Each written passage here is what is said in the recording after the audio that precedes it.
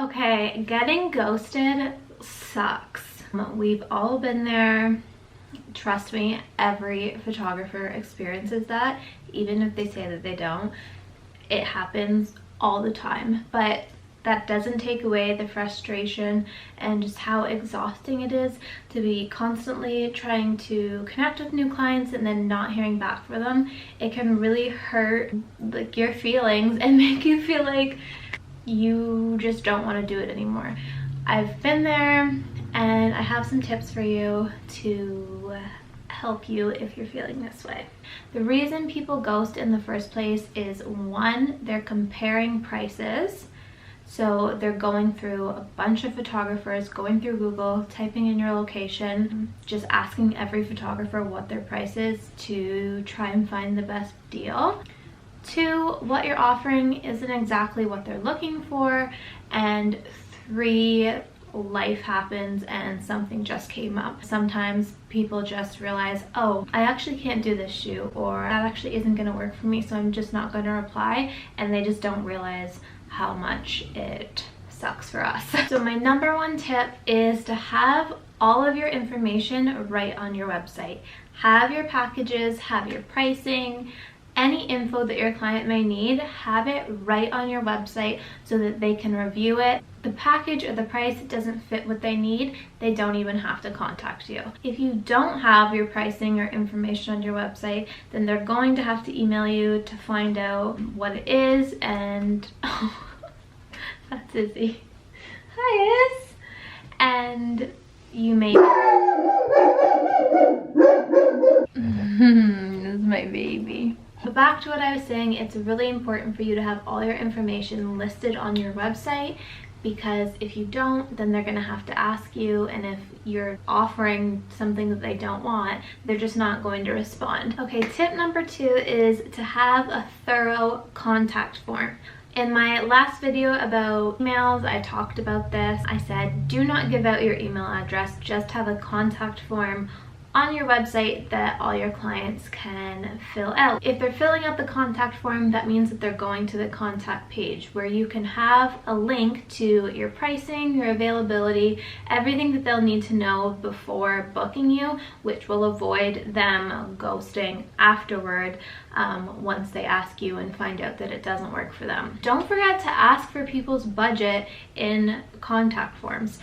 Some people think that I do this so that I can change my pricing depending on what the client says their budget is. That isn't true at all. It's so that if somebody says my budget is this much, I already know that that's too low what I can offer them, then I'm just going to respond to them and say, hey, I noticed that this is your budget. Unfortunately, my pricing structure can't fit that. This is what my pricing is. If you would like someone in that price frame, this is who I recommend in the area. Everyone thinks that pricing is very competitive. I don't know, awkward. Like, it's awkward to talk about for some reason, but it's really not a big deal. Like, some people can just offer their services for less, and some people can offer them for more, and that's just how it goes.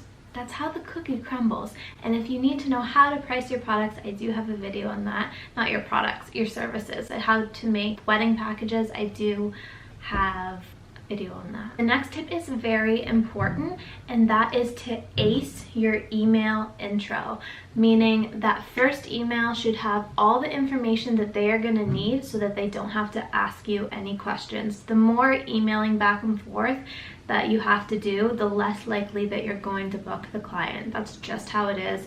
People don't want their time wasted. They don't want to spend a lot of time booking. They want it to be over and done with, which I understand.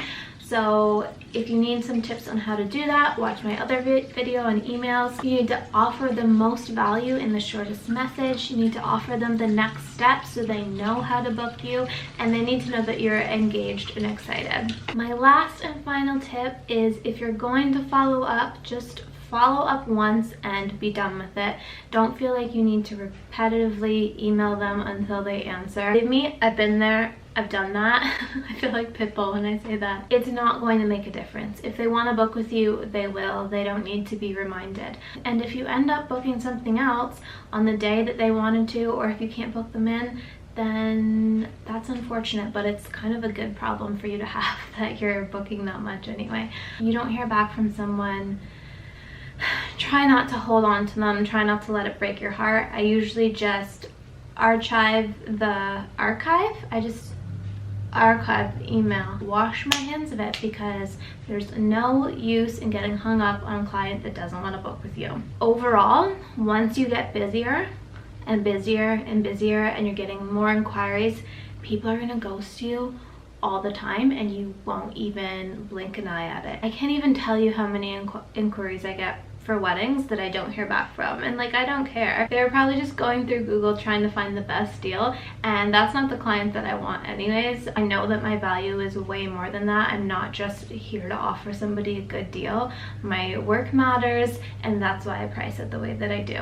So just know that even if you follow all of these steps, take in all of these tips, do everything right on your website, do everything right in your emails, people will probably still ghost you.